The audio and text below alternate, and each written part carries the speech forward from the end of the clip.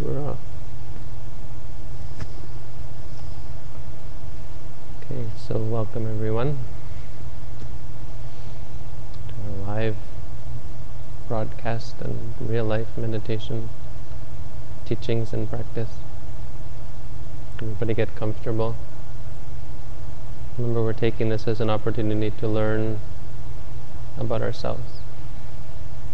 The teaching of the Buddha is to learn something about yourself. It's not philosophy or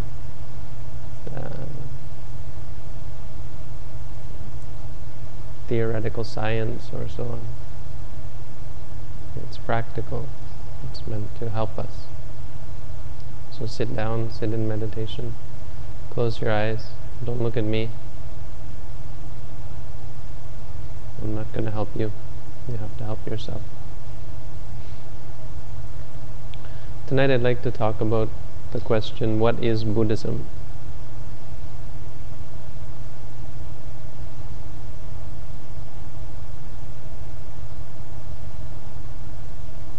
It's a question I don't get asked that often. I think it's a rather useful question, and it's one that we're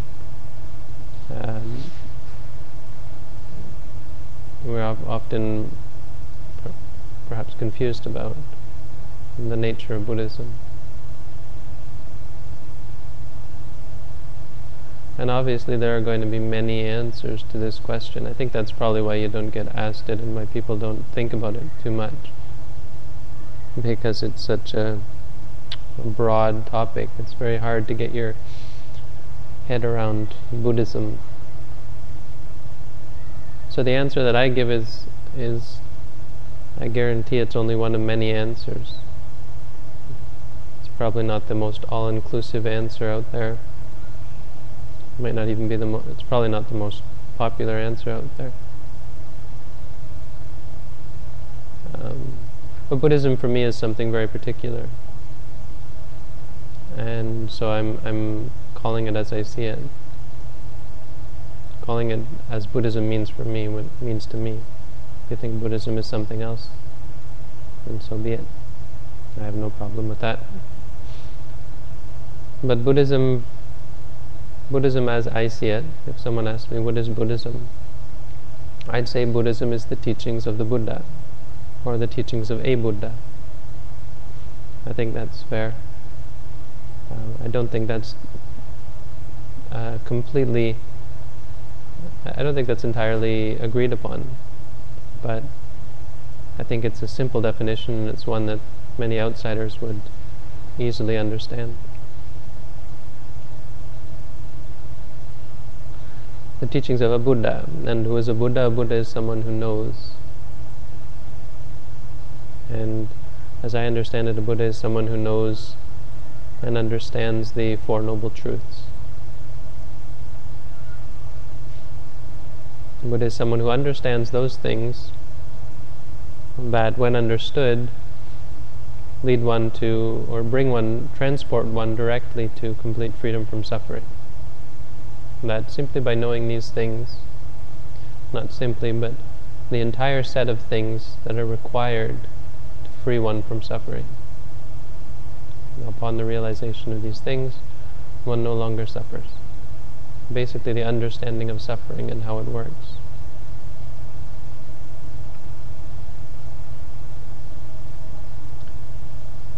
Then the question that we often get asked is Buddhism a religion? And there are many answers to this question, and these answers are all out there. If you Google it, you'd probably find right away, Buddhism religion. Is Buddhism a religion? You have people asking and answering.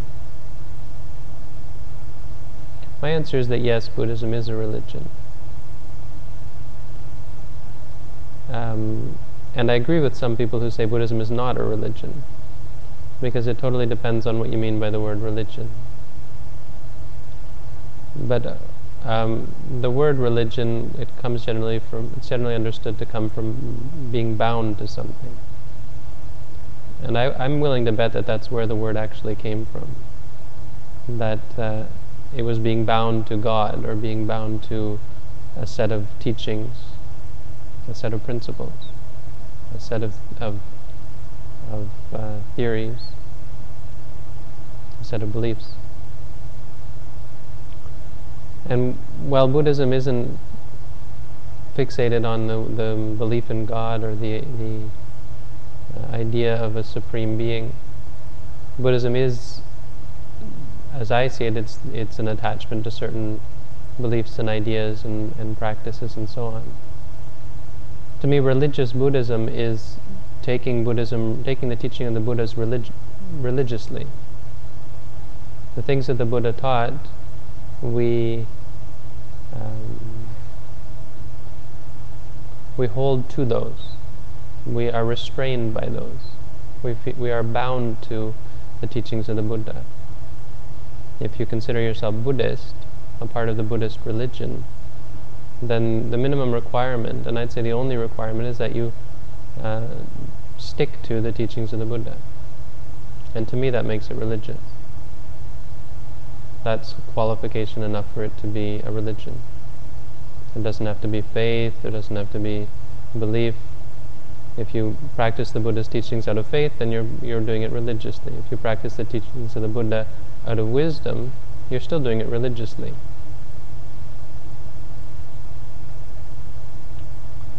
As long as you stick to the teachings of the Buddha, or a Buddha.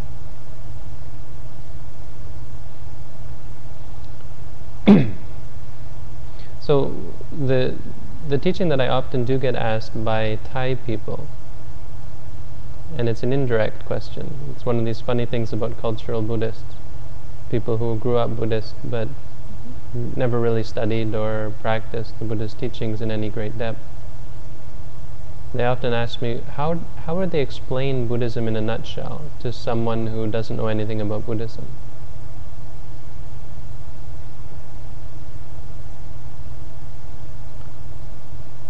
How would you explain Buddhism? What is the core of Buddhism to someone who doesn't know anything about Buddhism? And this question is answered quite well, I think, and across the board. And I think the best answer is given quite often is that the teachings of the Buddha are summed up by what is called the Ovada Patimokkha. The Ovada Patimokkha. Patimokkha means the code. It's translated as code. In this case, monastic code, you could say. Or the code of the Buddha. The real core essence of the Dharma. Of the teachings of the Buddha. And Ovada means the speech. So this is the speech given by the Buddha that is the core, or the code. It was to be the binding code, or the, like the 10 Commandments of Buddhism, sort of. Except it's not commandments, it's edicts, or it's injunctions, or so on. It's laws, you could say. That the Buddha said, this is this, and so on. And how it goes is the Buddha first sums up his teachings. He says, Sapa papasa akaranang kusala supa sampata sachitta paryodapanang etang putana sasanam. That the teaching of all the Buddhas, Buddhana Sasana, whether they be in the past or the present Buddha that has just recently passed away, or whether they be future Buddhas, their teaching all comes down to 3 things. Not doing any evil deeds, number 1. Number 2, being full of good deeds. And number 3, purifying the mind. These 3 things, the Buddha said, this is the teaching of all the Buddhas. Anyone who claims to be a Buddha has to teach these 3 things. Anyone who is a perfectly enlightened Buddha teaches these 3 things. It's really not a lot. In fact, one of the wonderful things about the Buddha's teaching is what it's not. from my point of view, one of the great things about the Buddha's teaching is what it leaves out, what it leaves behind. There's no excess baggage in Buddhism, in the Buddha's teaching. We Buddhists have put a lot of extra baggage on it. We have these ceremonies and practices, but the core teachings of the Buddha are very simple.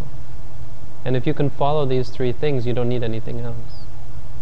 If you can stop doing all evil deeds, fill yourself up with goodness, and purify your mind, then you become enlightened. According to the Buddha, according to the Buddha's teaching, you're enlightened. There's nothing else you need to do. So when someone asks, what are the teachings of the Buddha? These three are the nutshell. Buddhism in a nutshell. You can go into the Four Noble Truths and so on, but if you want people to understand exactly what is Buddhism, and they should understand that that's all it is, and that there's no requirements in terms of believing this or believing that, worship or rites and rituals. You don't even have to call yourself Buddhist. If you do these three things, you're following the teachings of the Buddha.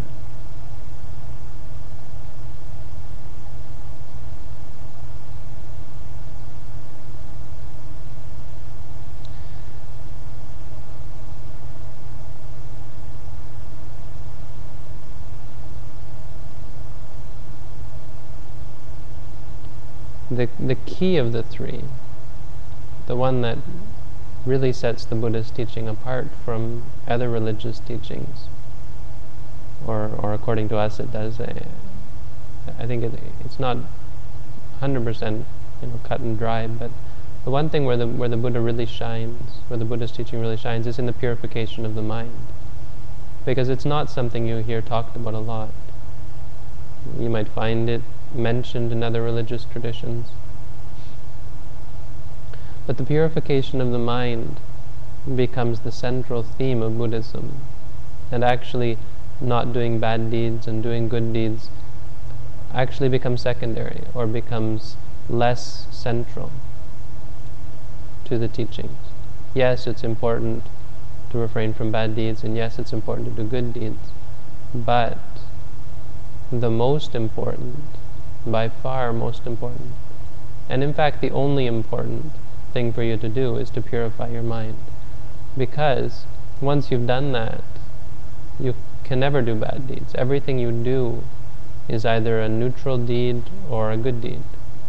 You can never perform an evil deed if your mind is pure.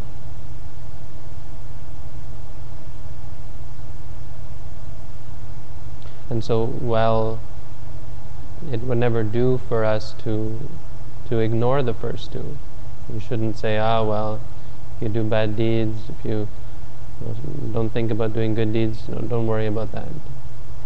Just try to purify your mind. You can't say that, because every time you do a bad deed, your mind becomes more defiled. And without performing good deeds, your mind will never have the power and the strength to become free from, to be pure. Without undertaking the first two, your mind will never become pure. But when we want to understand what is the core and what is the most important, it's the purification of the mind. We should never be complacent, content just to be a good person and not do bad deeds, thinking that that's enough. Because inevitably, when we are aroused, bad thoughts will come into our minds, whether it be thoughts of anger, hate, theories, and extraneous, superfluous ideas about what the Buddha taught on the other side. You get all sorts of things. People say that the Buddha was a social activist. The outcast in India said he was their champion. In Buddhist countries, we see rituals and even worship and prayer come up.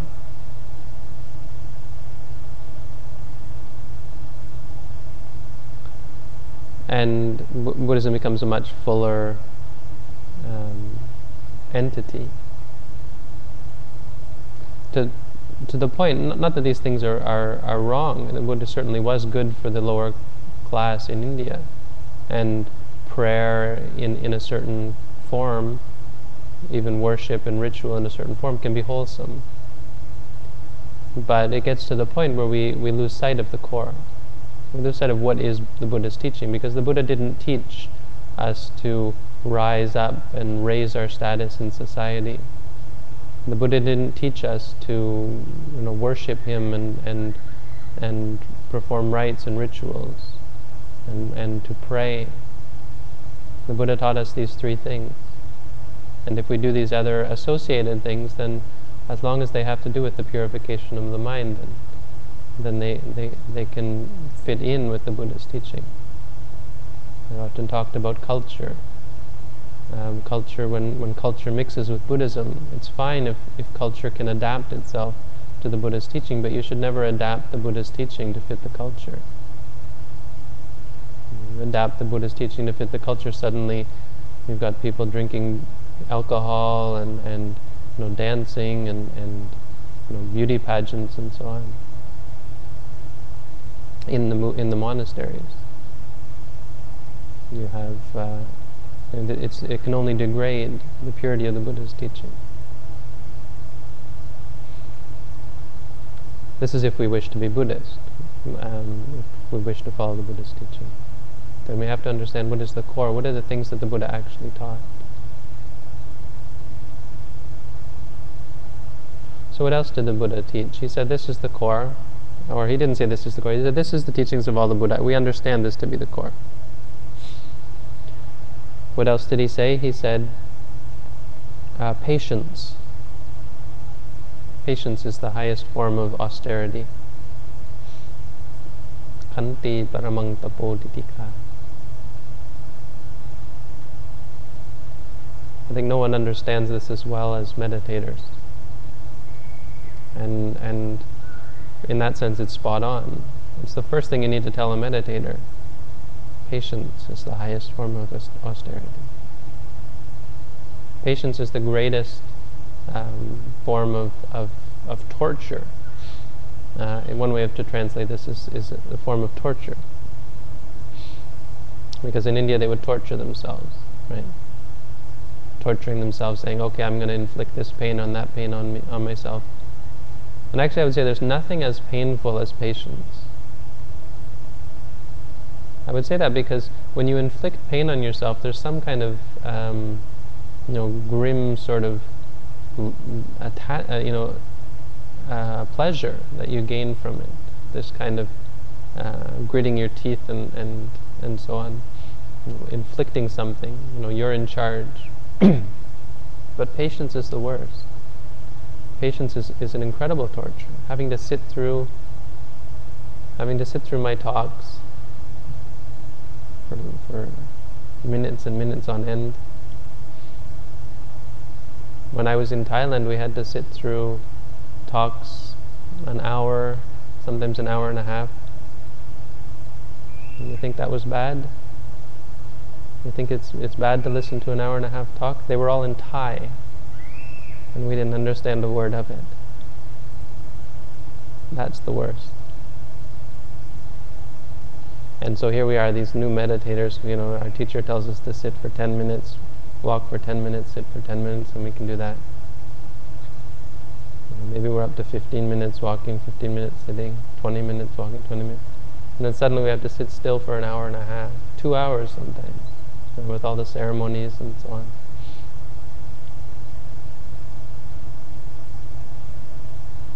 Patience is the worst, simply having to bear with things, and to the point where people often accuse us of torturing ourselves. Sitting through pain. When you sit still and then pain arises, the normal thought is to shift. Get yourself some more pillows, one under this leg, one under that leg, one behind your back, to the point where you might as well be lying down. And when we tell them not to, we say, try your best to sit still, to if you have to prop your legs up in the beginning. I had one student who started on the floor, he was doing really good, and then the second day he put a pillow then the third day 2 pillows under his legs, and then the fourth day another pillow. And I said to him, look, the object really is to go down, not to go up. The object is to become more tolerant, not less tolerant. It's like you're just trying to find the perfect position, and then when some pain comes up, you think, okay, I gotta add another pillow, and then more pain, and I gotta add more.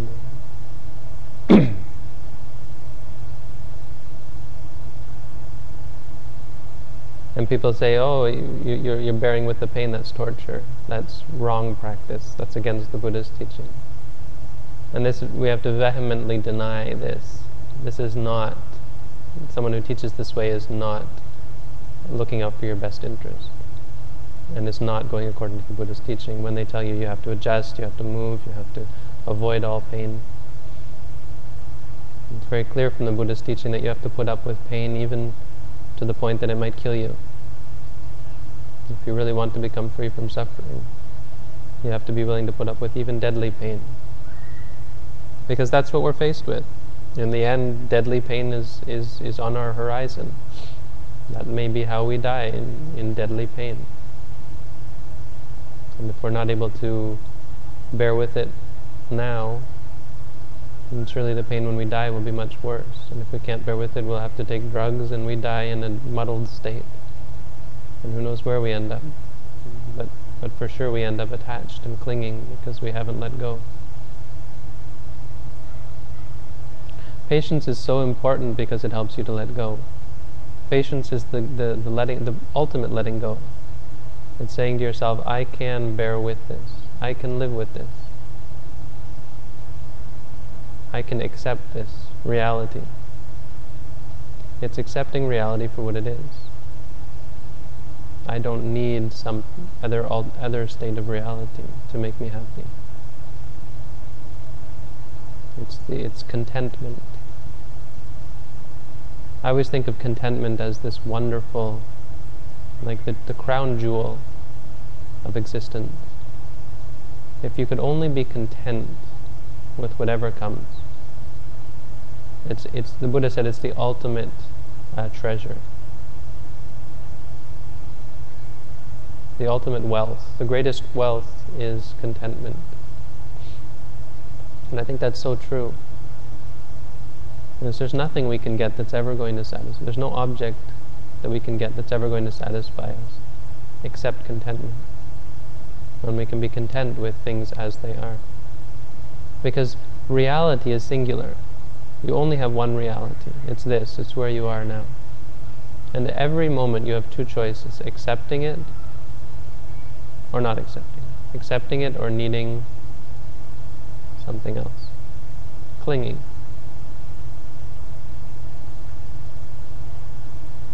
When you're finally content with things as they are, and you don't require any specific reality, this is the ultimate wealth.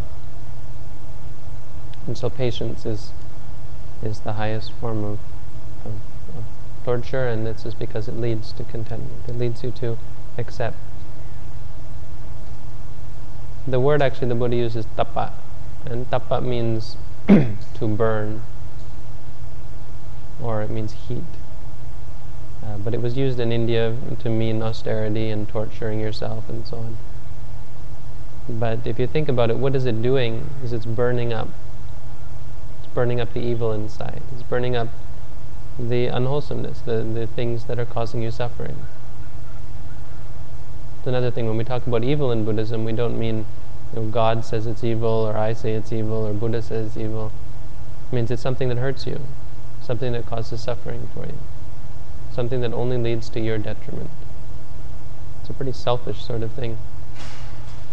There's nothing that's evil except leads to your detriment.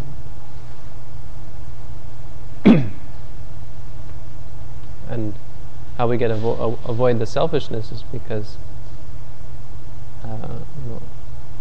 anything that hurts anyone else also leads to your detriment. It can't help you to hurt someone else. So there's no need to worry about being selfish in Buddhism. People say, you're sitting in meditation, what are you doing for other people? what are you doing to help the world? It's what you're not doing, really. In one sense, it's what you're not doing that is of most benefit. You're not going out there and yelling at people and fighting with people and grabbing for power and think of what people do when they get together. Think of what we do when we get together. Half the time it's unwholesome. More than half the time. Clinging and posturing.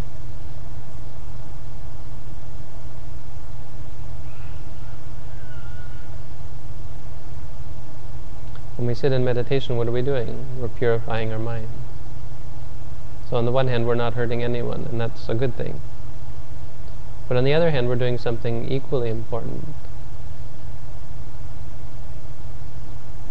We're preparing ourselves. We're changing the makeup of our minds. We're changing the way we look at things. We're changing the way we react to things.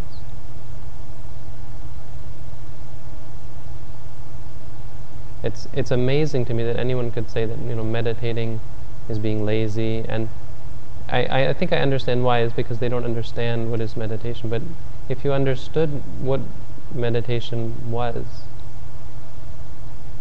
it would be incredible to think that somehow it was unbeneficial, that it was selfish, that it wasn't going to help anybody else for you to sit on a pillow and meditate. Because it's an incredible benefit to everyone you come in contact with. Excuse me. You meditate, you practice, you learn, you understand, you're patient. And all of those skills that you gain from the meditation, you bring out into the world around you. Meditation is the beginning of your life, it's not the end of it. Meditation is what leads to,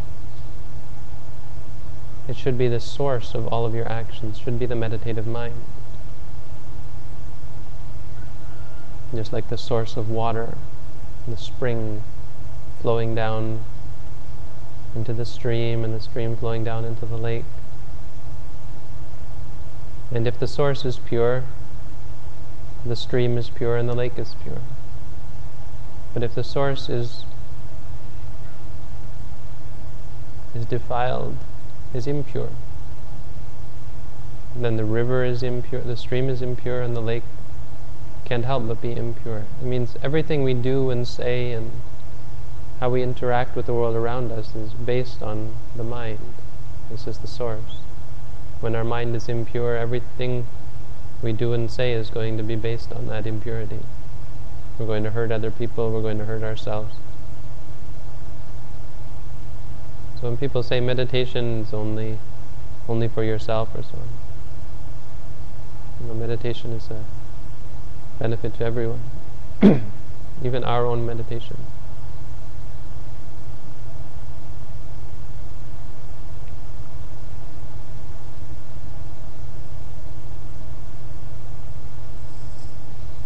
I don't want to go in too far. Yeah, I think I've gone on long enough. So I'm just going to wrap it up there. I didn't want to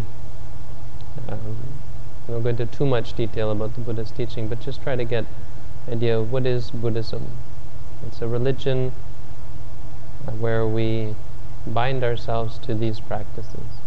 We make a resolution in ourselves that we're going to work and we're going to base our lives on these principles of not hurting other people, not doing evil deeds, trying our best to do good deeds to help other people and to help ourselves, and to purification of our minds. So this is why we're here tonight. We're here to practice these teachings. It becomes a religion for us when we say this is how we want to live our lives. And there's no need to make it a religion if you want to just try it and people want to do it as a hobby or so on. And there's no need to call yourself Buddhist. But there's no need to be afraid of calling yourself Buddhist, at least in your own mind, at least internally. You can say to yourself that you're Buddhist. And you don't have to accept this or that tradition or this or that culture. You accept these three principles and you're Buddhist. So especially this one, the third one, this is what we're focusing on here. This is what we're here together to do. We're here to purify our minds, to purify our understanding of ourselves and the world around us. And we start with our formal meditation practice, which we can then take out into our daily lives. And in our daily lives we can apply these principles of being mindful, of knowing what we're doing, of seeing things for what they are, no more, no less. This is what we're training ourselves here. So I thank everyone for coming, and now we'll go right into the practical segment. First we'll do mindful prostration, then walking, and then sitting.